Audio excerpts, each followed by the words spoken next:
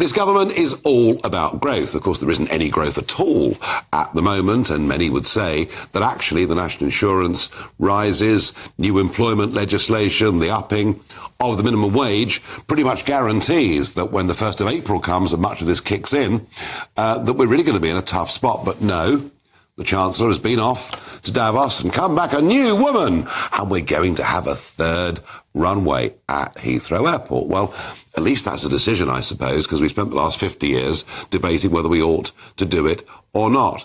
But one of the things I found really interesting was, following on from Keir Starmer's speech a couple of weeks ago about AI and new technologies, Rachel Reeves had this to say about new tech today. We are at the forefront of some of the most exciting developments in the world, like artificial intelligence and life sciences. We have opened up our planning system to build new infrastructure, like onshore wind farms or data centres driving the AI revolution. And of course, housing. This government says it's absolutely determined to build 1.5 million homes during the course of this parliament. Interestingly, that was the similar target for the last Conservative government that was in, although I have to say with housing, and we'll deal with it separately perhaps, but even if we do build 1.5 million homes, that won't even be enough for the number of legal migrants that come over the course of the next 5 years. But will growth return? Are these proposals bold enough? Will it turn things around? Give me your thoughts, please. Tweet #Farage on GB News or email farage@gbnews.com. I'm joined by panel regulars, Kwasi Kwarteng and Lloyd Russell Moyle. Well, Kwasi, you know a thing or two about standing up and making great promises. Absolutely. Interestingly, the third runway has been dividing political parties for a long time. Boris Johnson was going to lie on the runway, and then he went to Afghanistan or wherever it was when the vote happened. Yeah, quite. That's right. And Zach Goldsmith called a by-election over it, and the Mayor of London, Sadiq Khan, appears to be very opposed to it. And some would say, well, why not build some more infrastructure in the north of England, all of that, and not the south of England? And actually, when you go to Schiphol in Amsterdam, you've got all these different terminals, but there's one road that you drive round to go to each of the terminals, or you go to Atlanta, which is probably the biggest hub in America now. Or closer to home, Frankfurt. Frankfurt, pretty good too. And of course, getting from Terminal 5 to Terminal 2, I mean, the whole thing's a shambles. But the thing that really annoys me most, particularly coming back from America or wherever it may be, is you arrive in London at sort of 5:05 in the morning, but circle for an hour and 15 before you land because you're in a big stacking system. Right. Do we need a third runway? Well, I've always been in favour of a third runway. Despite your constituency being very close? Well, my constituency was split. I would say, I mean, in Spelthorne, people might disagree. It was about 60-40, I would say, in favour. Because lots of jobs. Yeah, there are lots of jobs. And it's not just jobs at the airport. In the constituency, there were lots of logistics businesses. I remember talking to a man who did he did medical equipment. He manufactured medical equipment. Yeah. And he said Heathrow is the most useful thing in the world because he could just ship that, or rather, use it as freight to fly it all over the world. His manufacturing. So 60-40 in favour. You're in favour. Roughly. Trouble is, okay, fine. But the trouble is, Lloyd, okay, let's say it's full steam ahead, third runway, it's necessary, unavoidable. Shut up, Ed Miliband, we're not listening, we're just going to do this. But in terms of that bringing growth, it's not going to happen in this parliament, is it? It's going to take years. No, well, I mean, I think a decision needed to be made on Heathrow. Fine. And you're quite right, Heathrow is a horrible airport. Oh, terrible. I do everything to avoid going to Heathrow. And at one point in my life, I was flying 2-3 times a week intercontinentally, So I always thought that we needed to do something. But what's the alternative? I mean, it's all very well saying that Heathrow is... Well, it's horrible compared to lots of other airports around the world. And we've got to have more capacity. Well, hang on, the alternative is to build a third runway. Yeah, that's what we should do. Maybe another one at Gatwick or whatever. That's what we should be doing. Actually, which I know everyone joked about with Boris, but Heathrow's not in a great place. It's not in a fit state. The terminals are all separated from each other. You can't interchange easily.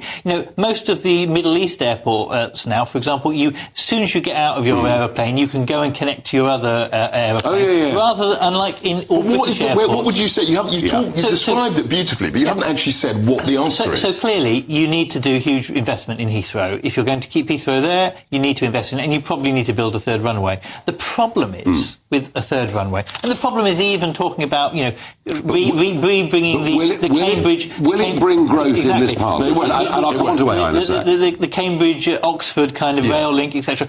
All of those things are good and they need to be agreed. And I'm broadly in favour of them with some caveats. Right. Now, but AI, they won't actually bring immediate growth. That's why we need a proper industrial strategy. But the and we need an industrial strategy that then gets other businesses ploughing their money. One thing that might bring growth quickly, what Rachel Reeves said today about the corridor that exists already, albeit without a train line, but it exists between... Well, we shut down the train line between Oxford and Cambridge. But what is happening between Cambridge and Oxford, and I've been talking to a lot of big new tech AI types, one or two I've fallen out with publicly and then made up again. What are they? But what's really interesting is actually everyone tells me we as a country are brilliant we are. at producing fantastic minds in this sector. Sure.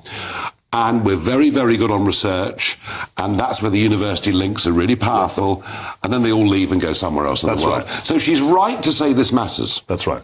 It matters. It's very crucial. And it could bring growth within this Parliament. It could, but the issue that we have is the city, the people who write the checks to invest in this stuff have been traditionally quite reluctant to do that. They haven't really... backed. That's the argument, because we do have some of the best universities. We've got some of the best professionals and minds, as you say. But the reason why we haven't commercialised it as effectively as in the United States is because of the investment, and because investors need to have comfort and understand, and also regulation, because all the regulation prevents pension funds and the like from investing in this stuff. Some of the pension regulation that's been in place has been crazy, and again, the government's talking about that. I'm not sure it fully understands it, but it is at least talking about. Here's the interesting thing, Lloyd. I think we all understand. I mean, we are pleased that we're in the lead in many of these things in terms of thinking and new technology and development, but just kind of not reaping the benefits of it. So the government's dead right to be talking about this, and that there's no question. Here's the problem. Everyone I've spoken to on both sides of the pond says for this to work, and AI in particular, you need data centres, data banks on a scale that it's difficult for us to really get our heads around. And that means electricity demand of just a massive level. It'll mean UK electricity consumption doubling in the next 15 years. And the problem they all say is our energy is too expensive. Well, our energy is linked to gas prices on the global stage, which most other countries don't do.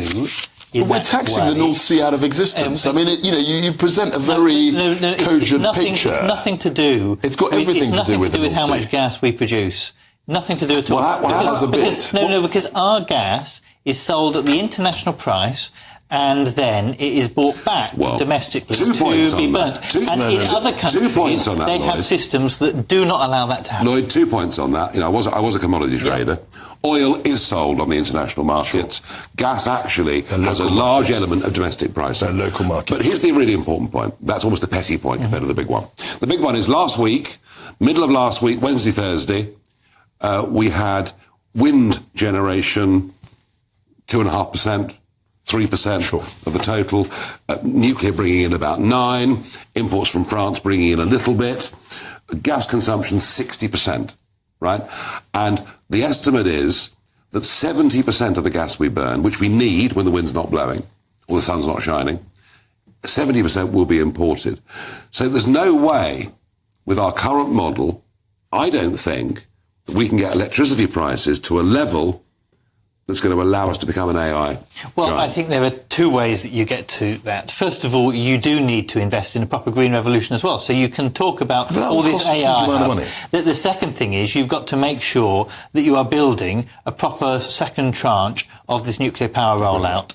And you need to place a nuclear power station near where you want this AI hub to be. Because the thing with AI is it's actually domestic use, and other forms of uses do actually go up and down depending on usage. The thing with those data centres is they're They're a constant stream, and so nuclear power is what needs to provide them. And I therefore, agree with that. We should Lloyd, be saying, I'm with let's you on build that. an additional two. We've got the blueprints now because we've been doing Hinkley and we've been doing Sellafield. So what we need to Hinkley and Sizewell, and what we now need to do is say two more, at least three more. We've got, for example, in Anglesey, we've got a site which was a nuclear power site. Wilfer, they're desperate. Wilfer, they're desperate for it. But why doesn't someone today agree that building? You and I agree on nuclear. I agree. Yeah, we agree on it. We all do. But here's the problem, Kwasi. You said there's a lack of investment. Yep. Right? I don't think I'd invest right now. No, it's very in difficult. a British data centre, because I know that even with SMRs or wherever we go with nuclear, it's going to be a decade before we can get enough cheap, reliable energy. We are really in a bind, aren't we? Yeah, and this is my point about the North Sea. I mean, Lloyd blithely dismissed the point, but actually this is a key resource which I fear, through taxation, will be uninvested. Now, who was it that put taxes up on? No, North but Sea? I opposed it. I mean, the EPL was something that happened when, which is called the windfall tax, was something that Boris did with Rishi Sunak when he was Chancellor, and I was on public record as Energy Minister saying this is mad. I mean, because you're totally discouraging the kind of investment. The other way you could solve this is stop the bizarre split between producer and domestic supplier. British Gas, for example, doesn't provide their gas and their electricity cheaper to their front customers because there is a system that we have to have the companies split. If you merge them back to one, British Gas could come into the market and say, well, we offer cheaper to direct customers, and so direct customers will go to British Gas, and those companies that are having to import their gas from overseas would have to pay higher prices. But we don't allow that in a minute, we will stop talk. the market working. In a minute, we will talk to the CEO of Quadrilla. Yep. And in a minute, we'll debate gas. But well, I've got a view on that. But it is so central to this whole debate. Final thought on this, Lloyd. Heathrow, fine, decision's been made. All right? Well, we did make it 10 years ago. There was a vote in the House before you were there. But then nothing happened. Right. And let's see what happens Well, let's see. Even if we assume this decision's made and we push on, it ain't going to bring much growth in this Parliament. No. I'm also going to argue with you that what she said, this big AI stuff that she and the PM are talking about, won't bring growth in this Parliament because, frankly, our energy policy means it can't happen. Well, I think that there are the building blocks of that AI that you can start to build now, and that's what we need to do. You need an industrial strategy. You need a view of where you want to go and where you want to pitch this country. Peter Carr, the Innovation Minister, talked about AI a few weeks ago. This is starting to solidify that. So you start to see an actual vision, and once you've got that, others will also come and start investing in the country for the ancillary businesses. I don't disagree.